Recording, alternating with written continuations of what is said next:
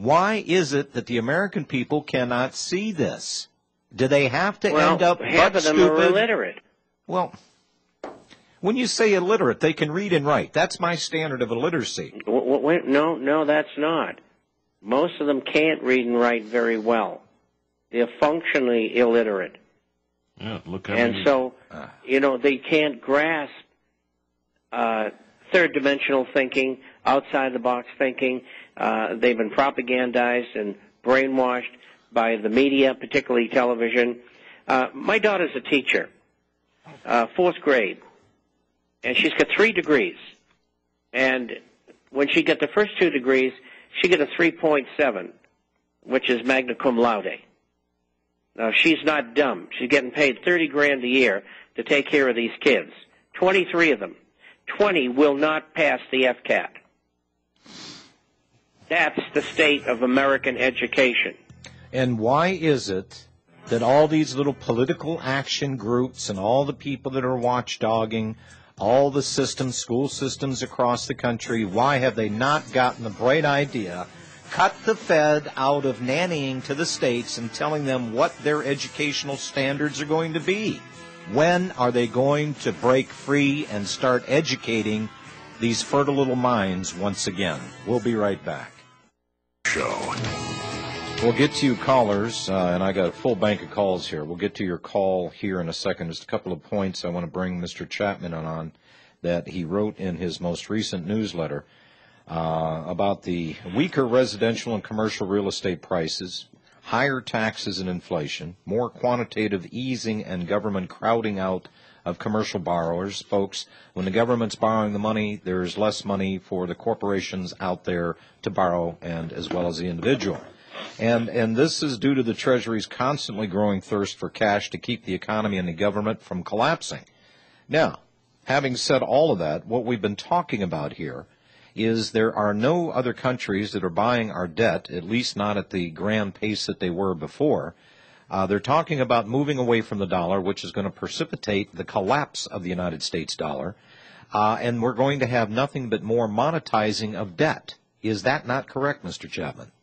It is absolutely correct, and they're going to try to extend it as much as they can. That's why I gave you a figure of probably in a year and a half, in about 2011, the whole thing will come down. And as you heard in the tape, they're talking about a large amount of gold being used in this international monetary trading unit, which will be probably made up of the 20 major currencies. And they'll all be weighted against one another. And so if you don't put an X amount of gold up, well, your part, even if you're the United States, is going to be, 0.08 or something. And so, I've said for years this is the way they had to go, and this is exactly the way they're going to go. But that doesn't mean that that's going to be an international reserve currency. They will start off with it for trading. And if they put gold behind it, it'll work indefinitely. You also said that what we have observed over the past 2 years is that the credit crisis has not improved one bit. In time, it will be much worse than it had been because banks, Wall Street, and insurance companies had to be bailed out. They were too big to fail.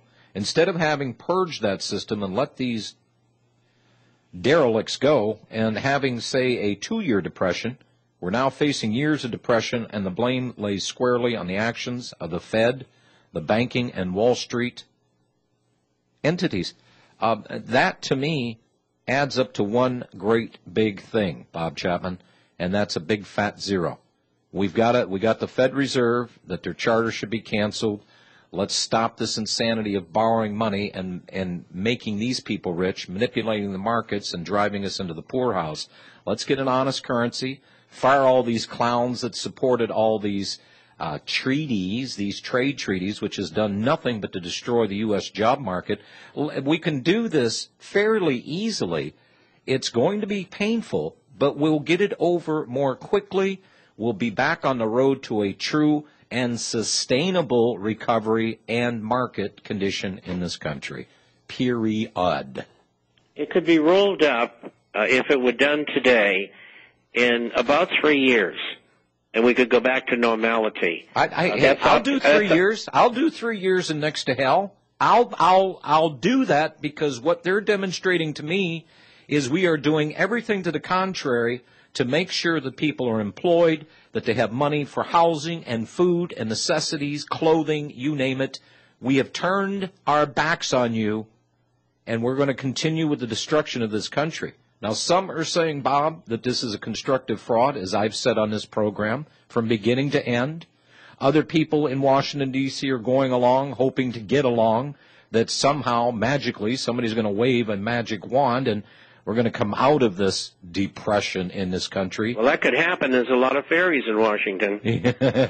But the plain fact of the matter is that what they have cooked up is an absolute, positive, destructive map that we're going to continue to follow in this country. And rather than going through a few bad years and knowing that once we get through this, purge all the crap out of this and get back on the road to a sustainable and truly sustainable recovery and job market and financial outlook for this country. No, we're going to continue down the same road that we've done under the Bush administration, into the Obama administration, and whoever takes up from here on out until they get the cronies and the crooks out of that system.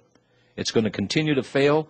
And guess what, ladies and gentlemen? 300 million Americans in this country ain't got squat to look forward to. Nothing except more bad news.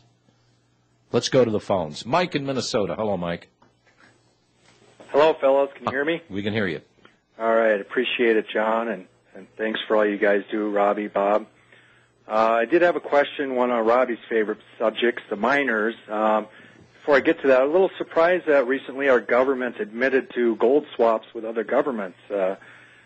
Not sure why they came out with that. Anywho, my question... Actually, they didn't come out with it. It was under the Freedom of Information Act. They had to let it out. That's how it came about. Okay. Well, we know they've been doing it since the 60s, if not before that. Let's see. I'm a new subscriber to the International Forecaster. I appreciate everything. It's been a couple weeks now, and it's just amazing, all the information. I did recently jump into Mindfinders for 1,000 shares, and I think I bought that Helix 5,000 shares, and that those mining reports came out today, but it really didn't do much for the stock. I was just wondering if you'd heard any more, or if you think it's still good to hold on to. I think the stock is going to go appreciably higher. One of the reasons why is that they're going to be taking more samples, and we know in the second round of samples that they will show better grades than they did in the first. And as you know, in the first group, one of them was 1.2 ounces per ton. There's a number of other things going on, and they could be in production in 3 to 6 months, making them a junior producer. And so that's going to take the stock higher. When you have a move like this in a stock, you're going to have sellers. It's normal. And some people wait and sell on news as well.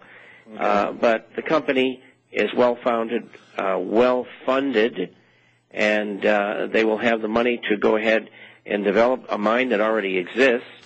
There's 4 levels under the surface, and also they have a property in Mexico that they should start drilling in about 3 months. Okay, once it's no longer a penny stock, does it automatically go on the big board, or does it have to stay above $1 for a while? Now, usually until a company in the mining industry becomes more seasoned, and production would do that, and they would probably have to sell over $3 a share. And the logical place for them to go for visibility and for the rules would be the American Stock Exchange. And there are a number of mining companies on that exchange for junior companies. And one of them is Mindfinders, which is in production. They've got a big mine. That's going to be a dynamite company. Yeah, they just outperformed an Eagle today. An Eagle closed up 6.09. Mindfinders closed up 6.51%. And an Eagle was ahead of them all day. You're certainly full of information, that's for sure. Yeah, see what you started, Robbie? Well, You see what you started, Robbie? Yeah, gosh, we're trying to get people out of the stock markets, and you got this guy talking I'm stock here. Right, Yeah. right. Well, I think that's a All Robbie's fault. safer bet. But I saw Goldman Sachs and J.P. Morgan sold some big blocks of Silver Standard. And, it looks like they threw it into Silver Wheaton. Yep. Any reasoning behind that? They're looking for probably more safety. The Silver Standard has the best inventory of silver properties of any company in the world. The only one that even comes close to it is Pan American.